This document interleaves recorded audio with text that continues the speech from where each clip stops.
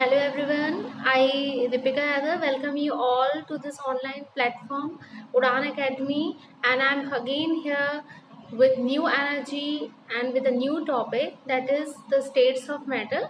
In the previous videos I have already told you about what is matter and different kind of things in this regard, but in this video we will specifically focus on the different states of matter. So without wasting time, let's commence our video. And here are some of the pictures they are being shown on the screen पे आप लोग बहुत सारी pictures देख रहे हैं, and some matter is also written, that is solid, liquid, gas and plasma. तो ये solid, liquid, gas and plasma, ये जो यहाँ पर मैंने मेंशन किया हुआ है, these are the different states of matter. और इसमें मैंने एक स्टेट को नहीं मेंशन किया, it is also one of the exotic states of matter, that is the बोस-आइंस्टाइन.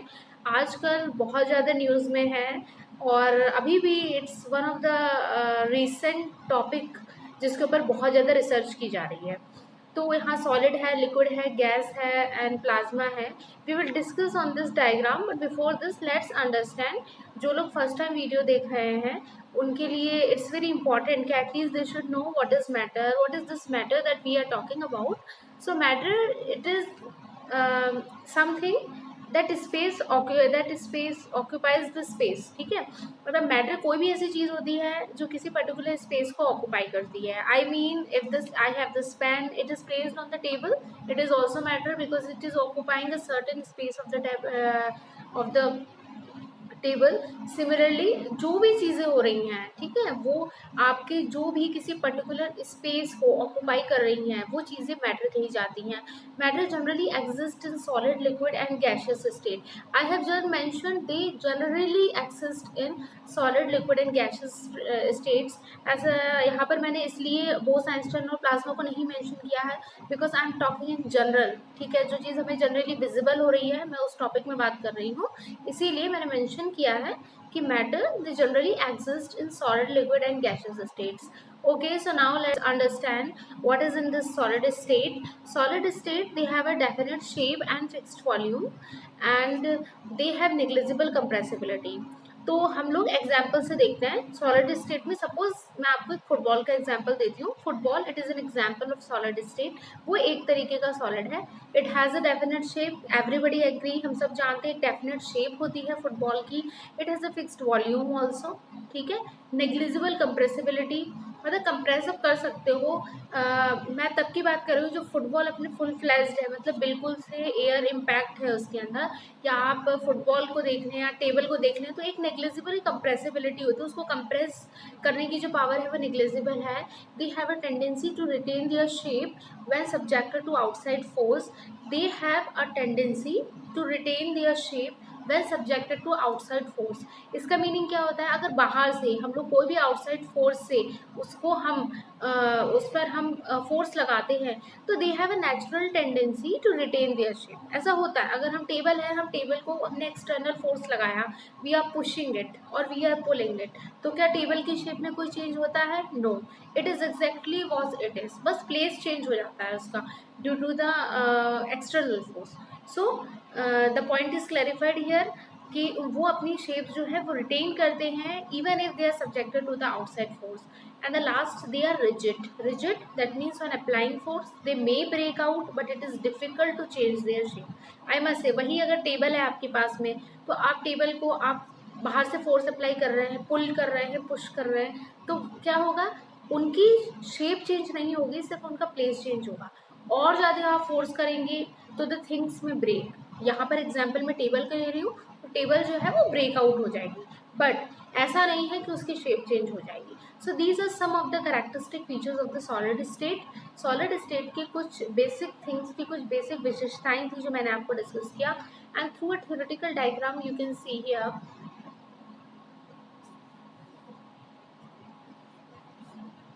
That is here. यहाँ पर देखिए एक सॉलिड का एक स्ट्रक्चर दिया हुआ है. आगे जो हम वीडियोस पढ़ेंगे उसमें मैं आपको बताऊंगी एफसीसी स्ट्रक्चर होता है, बीसीसी स्ट्रक्चर होता है ना. इस तरीके के डिफरेंट डिफरेंट सॉलिड स्टेट के अंदर भी हम लोग डिफरेंट स्ट्रक्चर पढ़ेंगे. टिल नाउ आप लोग देख लीजिए किस तरीके से जो यहाँ पर रीअरेंजमेंट हुआ है एटम्स का, वो इस तरीके से सॉलिड स्टेट के अंदर होता है. Now let's the second one, that is the liquid state. Liquid state, they have a definite volume but not definite shape. Definite volume उनका होता है but they do not have a definite shape. कैसे? Suppose let's take a example of, हमने पानी का example लेते हैं, water का लेते हैं. तो वाटर का it has a definite volume. आपने कितना वॉल्यूम का लिया है आप ये डिसाइड कर सकते हैं, उसको आप वे कर सकते हैं, मेजर कर सकते हैं कि मेरे पास इतना अमाउंट ऑफ वाटर है. ओके, तो that means the water it has a definite volume but it is not having a definite shape. Why I am saying it is not having a definite shape? क्योंकि अगर उसको मैंने एक beaker में ले लिया तो it will, the water will have the shape of the beaker. अगर मैंने उसे किसी फ्लैट बर्तन में ले लिया, ठीक है, तो क्या होगा? It will take the shape of that. If I have taken it into a bottle तो it will take the shape of the bottle. That means उनकी कोई definite shape नहीं होती है liquids की. Liquids, they have the tendency to flow and take the shape of container in which it is poured. So they are non-rigid and they are considered as fluids. Fluids क्यों कहते हैं? मैंने वही आपको एक्सप्लेन किया. जिस तरीके के बीकर में आप लिक्विड को रखेंगे वो उसी की शेप को ले लेगा. ओके, तो दो चीज़ें हो रही हैं. एक तो उसके पास कोई डेफिनेट शेप नहीं है और दूसरा इट इज़ नॉन रिजिड. वो कोई रिजिड नहीं है. सिंपली जिस बीकर में आप उसे ट्रांसफ़र करेंगे, अगर आपने राउंड बीकर में लिया तो वो राउंड शेप में आपको दिखाई देंगे, और अगर आपने उसको suddenly you transfer it from a round beaker to a flat, आप रेक्टेंगुलर बीकर या स्क्वायर बीकर में लेते हैं तो क्या होगा कि वो जो चीज़ है वो आपकी उस तरीके की शेप ले लेगी. तो सिंपली लिक्विड स्टेट, एक तो ये आप कह सकते हैं they are non rigid, they have a definite volume but they are not having a definite shape. Okay, next is the gaseous state. They neither have definite volume nor they have definite shape. Gases की जब हम बात करते हैं तो ना तो उनका कोई डेफिनेट वॉल्यूम होता है ना ही उनकी कोई डेफिनेट शेप होती है. The gaseous particles they are in a state of random motion. जो गैशियस पार्टिकल हैं एक स्टेट ऑफ रैंडम मोशन में होते हैं. हमेशा they are performing motion, they are always in a state of random motion. Random इसलिए कह रही हूँ because no specific direction is mentioned here. किस डायरेक्शन में मॉलिक्यूल जा रहा है इट इज़ नॉट स्पेसिफाइड, इसीलिए रैंडम मूवमेंट कह रहे हैं. जिस डायरेक्शन में जा रहे हैं उस डायरेक्शन में जा रहे हैं. Okay, they continuously hit each other and they also on the walls of container. ठीक है, जिसमें भी गैस स्टोर रहेगी तो what they are doing, since they are in random motion so they are in a state of continuously hitting each other and also they are also hitting on the walls of the container. The pressure exerted by the gas is because of the force exerted by the gas particles per unit area on the walls of container. जब भी हम किसी gas का pressure जो है उसे हम लोग मेजर करते हैं तो वो प्रेशर किस चीज़ की वैल्यू होती है? तो वो कुछ नहीं होती है, that is simply the value जो कि फोर्स वो गैस एक्सर्ट कर रही है पार्टिकल्स पर unit area on the wall of the container. The rate of diffusion before gas is higher and lower for the solids. ठीक है, तो यहाँ पे जो रेट ऑफ डिफ्यूजन जो है वो गैस के लिए हायर होती है as compared to the solids. Now let's come to another one, that is the plasma. यहाँ पर जो प्लाज्मा मैं यहाँ पर आपको बता रही हूँ, plasma it is the fourth state of matter. It is not, ऐसा नहीं है कि जितना ज़्यादा जनरली हम लोग सॉलिड लिक्विड और गैसेस के कांटेक्ट में रहते हैं, इसीलिए मैंने जो फर्स्ट स्लाइड ली थी तो उसमें मैंने जनरल टर्म में ओनली सॉलिड लिक्विड और गैस को मेंशन किया था. प्लाज्मा और बोस-आइंस्टाइन स्टेट को नहीं मेंशन किया था. It is the fourth state of matter. This consist of super energetic and super excited particles. मतलब ये बहुत ज़्यादा सुपर एनर्जेटिक और सुपर एक्साइटेड पार्टिकल्स को कंसिस्ट करता है. जो प्लाज्मा जो है मैटर की state, these particles they are in the form of ionised gases. Ionised gases के फॉर्म में होती हैं ये. And example includes the fluorescent tubes and neon gas. जो फ्लोरेसेंट आप ट्यूब्स होते हैं, आप कुछ बल्ब्स देते हैं नियॉन गैस से फिल्ड, तो वो कैसे होते हैं, एक फ्लोरेसेंट क्यों कहते हैं, एक डिफरेंट टाइप ऑफ कलर देते हैं क्योंकि उनके अंदर वो जो गैसेस होती हैं they are filled in ionised form. Ions होते हैं जिस वजह से एक फ्लोरेसेंस का पैटर्न वो शो करते हैं. The plasma it glows with the special colours depending on the nature of the gas. As I already told you, अगर नियॉन गैस है तो उसका फ्लोरेसेंट किसी और कलर का दिखेगा. अगर दूसरी तरीके की गैस है, फिल्ड हीलियम होगा तो कुछ दूसरा दिखाई देगा. सो ऐसा क्यों हो रहा है, क्योंकि उस गैस के आयंस जो हैं वो होते हैं और हर आयनाइजेशन के बाद में हर गैस जो होती है वो डिफरेंट कलर का डिफरेंट स्पेक्ट्रा शो कर रही है। इसी वजह से यहाँ पर मेंशन्ड है कि the plasma no doubt it glows with colours but with special colours this totally depends on the nature of the gas. And last, it occurs at very high temperatures. Example, यहाँ पे the sun is growing because of presence of plasma. देखिए, सबसे general example अगर मैं plasma को समझाने के लिए यूज़ करूँगी तो that will be the example of sun. Sun हम देख रहे हैं कितना ब्राइट होता है ना, and it is all glowing, it is also because of the presence of plasma. And sun का टेम्परेचर वी कैन सी बहुत हाई टेम्परेचर होता है, इसीलिए वहाँ पर क्या है, हम लोग कह सकते हैं super energetic super excited particles होते हैं, और इतनी ज़्यादा वहाँ पर टेम्परेचर होता है, इतना ज़्यादा वहाँ पर एनर्जी होता है जिस वजह से ग्लो आ रहा है, और यही आपका प्लाज्मा है। तो सन जो ग्लो कर रहा है, जो सन जो ये येलो या आप जिस तरीके भी कलर देखते हैं, वो जो वहाँ से कलर आ रहा है सन का, ये जो ब्राइट कलर दिख रहा है सन का, it is all because of the presence of plasma. Here you can see in the diagram, ये एक तरीके का प्लाज्मा का डायग्रामेटिकल रिप्रेजेंटेशन है, और आप लोग देख सकते हैं कि कितना ज़्यादा ऐसे बहुत हाई टेम्परेचर पर जब हम चीज़ देखते हैं, रेड हॉट चीज़ देखते हैं, तब इस तरीके का कलर आता है। तो आप लोग देख सकते हैं कि इस डायग्राम के थ्रू हम लोग शो कर सकते हैं कि प्लाज्मा का एग्जिस्टेंस कितना ज़्यादा हाई टेम्परेचर पर हो रहा है, और कितने ज़्यादा यहाँ पर super energetic super excited particles यहाँ पर होते हैं। That means we can also show कि plasma it is a source of very high energy. Okay, next and last, it is the Bose-Einstein condenser. It is the fifth state of matter, and I must say it is the most exotic phase, or we can say the type of state of matter that is present now, and it is a burning topic of research now. अभी भी scientists इस पर research कर रहा है, and how it is formed? Bose-Einstein condensate, in short I can say it BEC. It is formed by cooling of a gas of extremely low density.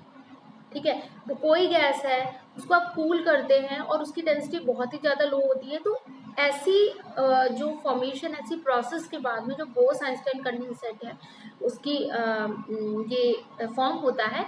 And for more details on Bose Einstein condensate I suggest you कि you can go and Google through it, because हमारे जो syllabus के हिसाब से हम लोग देखते हैं तो बोस आइंस्टाइन कंडेंसेट जो है, it no doubt it is given value, but solid liquids और गैसेस के कॉन्टेक्स्ट में क्वेश्चंस जो हैं वो ज़्यादा पुटअप किए जाते हैं। एक लिमिटेड रेंज में सिलेबस में these two I think plasma and Bose Einstein condensate are mention, और उसी हिसाब से मैंने यहाँ पर ये टॉपिक कवर किया है।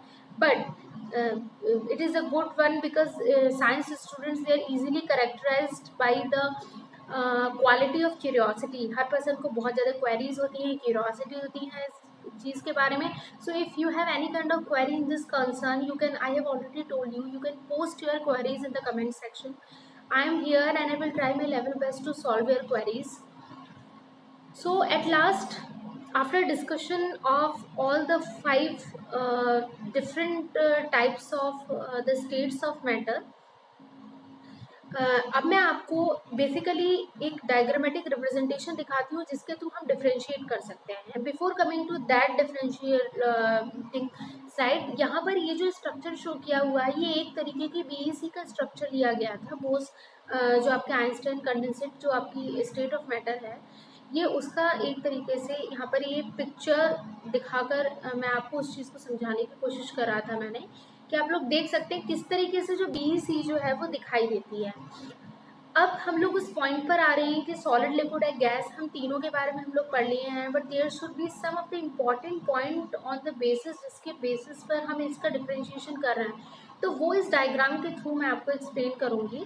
बट यहाँ पर ये जो स्लाइड है, यहाँ पर this is the last slide of today's video, जिसमें सॉलिड, लिक्विड एंड गैसेस हैं। यहाँ पर जो ब्लू कलर है ये पार्टिकल्स हैं। आप लोग देख सकते हैं कि कितना ज़्यादा सॉलिड के केस में कितना कॉम्पैक्ट अरेंजमेंट है ऑफ दीज जो एटम्स हैं, जो पार्टिकल्स हैं, वो कितने क्लोज आ चुके हैं सॉलिड के अंदर। वही लिक्विड के अंदर उनके बीच में थोड़ा सा डिफरेंस है, और गैस के अंदर देख लीजिए they are far far away.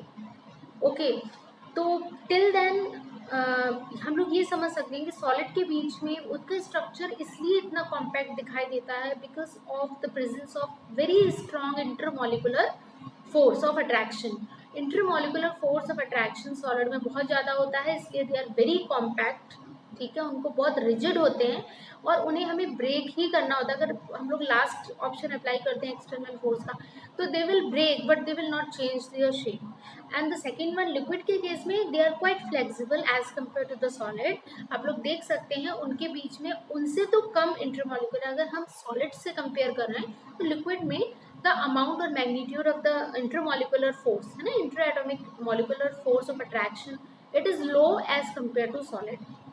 But जब हम गैस की बात करते हैं तो यहाँ पर बिल्कुल नेग्लिजिबल अमाउंट में दिखते हैं, ये फोर्स ऑफ अट्रैक्शन बिल्कुल नेग्लिजिबल अमाउंट में हो जाते हैं। The molecules they are far far away, ठीक है, गैस के अंदर जो आप पार्टिकल्स को देख रहे हैं they are far far away from each other, वो एक दूसरे से बहुत दूर दूर होते हैं। इसी वजह से जो मैंने कहा था कि गैस के जो है मॉलिक्यूल्स वो बहुत दूर दूर होते हैं। लिक्विड्स के केस में इंटर एटॉमिक जो एटम के बीच में है ना, इंटर मॉलिक्यूल्स के बीच में जो फोर्स ऑफ अट्रैक्शन है वो होता है बट सॉलिड से कम होता है। और सॉलिड में इंटरमॉलिक्यूलर अट्रैक्शन के जो फोर्सेस होते हैं दे आर द हाईएस्ट, सबसे ज़्यादा हाई वैल्यू अगर आप इंटरमॉलिक्यूलर फोर्स ऑफ अट्रैक्शन की देखते हैं तो वो सॉलिड में देखते हैं। So till then, in this video, we are not going to currently discuss on what are these intermolecular forces, what are the intramolecular forces. In the next video, in the next session, I will be taking this topic wholesome. That is, what are the intermolecular forces, what are intramolecular forces, दोनों के बीच में difference क्या हो रहा है, ठीक है, किस वजह से इनका क्या इम्प्लीकेशंस होता है स्ट्रक्चर के ऊपर इन फोर्सेस के प्रेजेंट होने से, या किसी में वैल्यू ज़्यादा है तो कैसा स्ट्रक्चर होगा, किसी में वैल्यू कम है तो कैसा स्ट्रक्चर होगा। But with the last scene, with the last slide and showing the depiction of the intermolecular arrangement, or I can say the molecular arrangement in solid, liquid and gases. Friends, I'm just signing off and hope to see you all in the next video, जहाँ पर मैं एक same topic जो है intermolecular इंट्रामॉलिकुलर और types of forces जो है उसको डिस्कस करूँगी। आई होप ये टॉपिक आप लोगों को काफ़ी अच्छे से समझ आया होगा। In case of any query, in case of any kind of problem, you can post your query in the comment section. I'm here and I'm all ready to answer your queries. With this, friends, all the very best. Stay happy and thanks for watching the video and kindly subscribe our channel. Thank you.